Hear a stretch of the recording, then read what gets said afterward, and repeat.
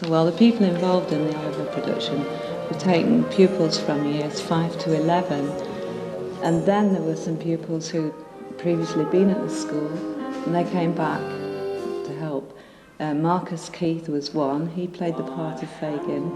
And then we have some friends who take part in the school choir. So Bert Fife played he played Mr Bumble in the Oliver. And then, of course, we were involved with the head of English at the time, Laurie White, and the staff in the junior school helped tremendously. And then there was Claude Frere-Smith, who did all the art work. Before that could be structured, we had some help from Brian, who was setting up the rails on the balcony.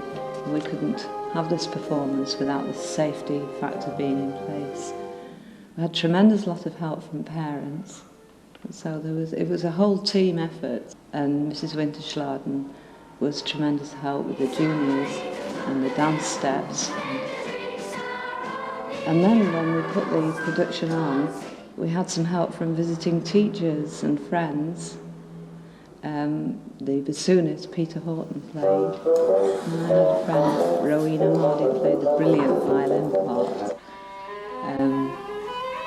Greg Smith, who taught piano here at that time, he did the piano part. I had to actually adapt the score. We didn't have all the instruments that were in the score, and then there were some instruments that I had to write parts for the guitar.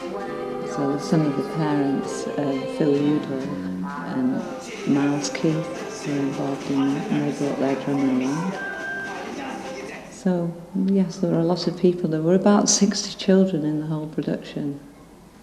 Well, we started singing it 2 terms before the actual production, so that was in the autumn term.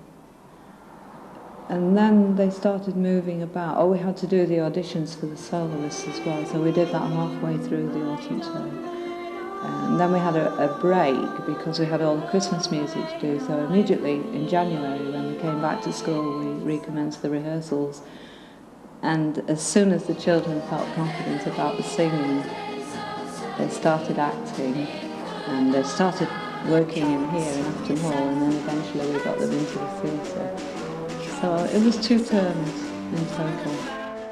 Well, my aims at Ayton have been to include as many people as possible and to push the brighter children on as far as you can do, instrumentally and vocally, and for the rest of the children to enjoy the music. I think the enjoyment is a very important factor.